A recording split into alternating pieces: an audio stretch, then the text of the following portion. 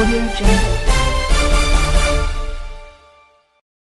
Akhil Bharatiya Congress committee के आह्वान पर देश में कोरोना वैक्सीनेशन की धीमी रफ्तार में तेजी लाने के लिए कांग्रेस ने सभी राज्यों में राज्यपाल के माध्यम से राष्ट्रपति को ज्ञापन सौंपा। शिमला में भी कांग्रेस ने राज्यपाल को ज्ञापन सौंपा और देश में प्रतिदिन 1 करोड़ लोगों को टीका लगाने की मांग की। कांग्रेस का कहना है कि जिस रफ्तार से टीकाकरण हो रहा है उसे पंचवर्षीय योजना बनकर रह जाएगा, जिससे महामारी पर काबू पाना संभव नहीं होगा। कुलदीप राठौर ने कहा कि कोविड संक्रमण से मृत्यु दर बढ़ी है। अखिल भारतीय कांग्रेस कमेटी के आह्वान पर पूरे देश में राज्यपाल के माध्यम से राष्ट्रपति को ज्ञापन सौंपा जा रहा है। देश में वैक्सीनेशन की रफ्तार धीमी गति से चली है। इस रफ्तार से टीकाकरण में वर्षों लग जाएंगे। अभी देश में प्रतिदिन केवल 16 लाख लोगों को ही टीका लग रहा है। उन्होंने कहा कि एक दिन में 1 करोड़ लोगों को टीका लगना चाहिए, तभी महामारी पर काबू पाया जा सकता है। वहीं प्रदेश के बॉर्डर पर बढ़ रही चीन की गतिविधियों को भी राज्यपाल के ध्यान में लाया गया है। इसके अलावा कांग्रेस ने अपने कार्यकाल के 2 फ्लोर कोविड मरीजों के लिए इलाज के लिए देने का प्रस्ताव दिया। विपक्ष के नेता मुकेश अग्निहोत्री ने कहा कि कांग्रेस ने राज्यपाल को ज्ञापन सौंपकर राष्ट्रीय स्तर पर प्रतिदिन 1 लाख टीकाकरण की मांग की है। उन्होंने कहा कि टीकाकरण पंचवर्षीय योजना बन गई है। कोरोना से मरने वालों को महामारी कानून के तहत 4 लाख की राशि दी जानी चाहिए। आपदा कानून के तहत इसका प्रावधान है जो प्रभावितों को मिलना चाहिए। अनाथ बच्चों के लिए 2500 रूपए की राहत का पहले से प्रावधान है, जो अब कुल मिलाकर 4500 बनता है, लेकिन सरकार ने इसे घटाकर 3500 रूपए कर दिया है। उन्होंने कहा कि ड्यूटी के दौरान कोरोना से मरने वाले लोगों के परिवारों को सरकार ने कोई राहत नहीं दी है। कोरोना के कारण लगे लॉकडाउन से प्रभावित हुए कारोबारियों के लिए सरकार ने कोई राहत नहीं दी है। उन्होंने कहा कि टीकाकरण पंचवर्षीय योजना बनकर रह जाएगा।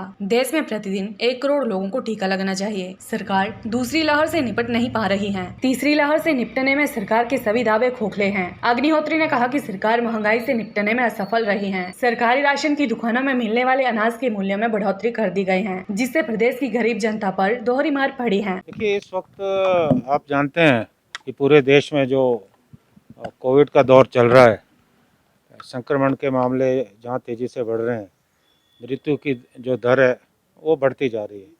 तो अखिल भारतीय कांग्रेस कमेटी ने निर्णय लिया कि जो प्रदेश कांग्रेस कमेटी के अध्यक्ष हैं और हमारे जो विपक्ष के नेता हैं, कांग्रेस विधायक दल के नेता हैं, वो जाकर अपने अपने राज्यों में राष्ट्रपति महोदय को गवर्नर की मार्फत मेमोरेंडम देंगे।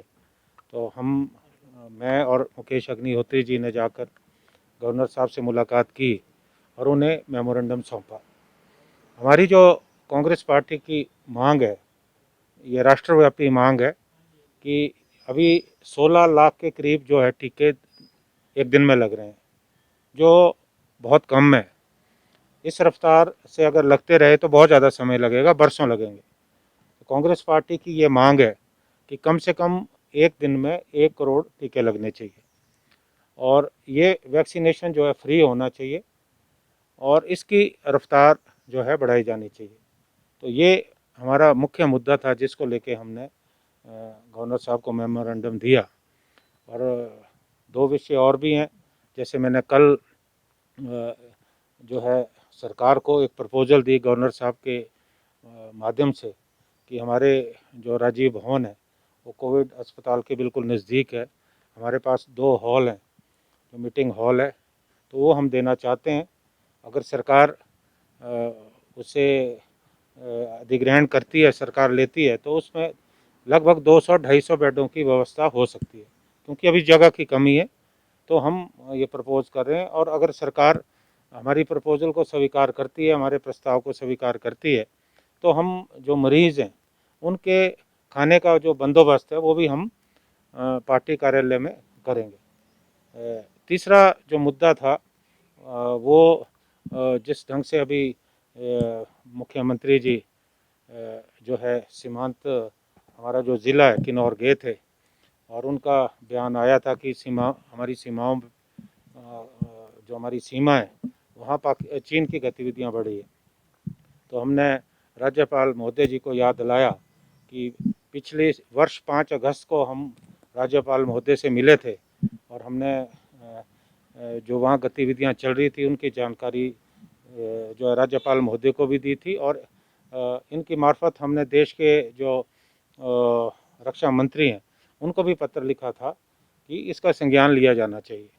लेकिन अफसोस है कि कोई कार्रवाई नहीं हुई और इन 10 महीनों में सतलुज में बहुत ज़्यादा पानी बह चुका है। पीएलटीवी के लिए शिमला से पुष्पेंद्र की रिपोर्ट।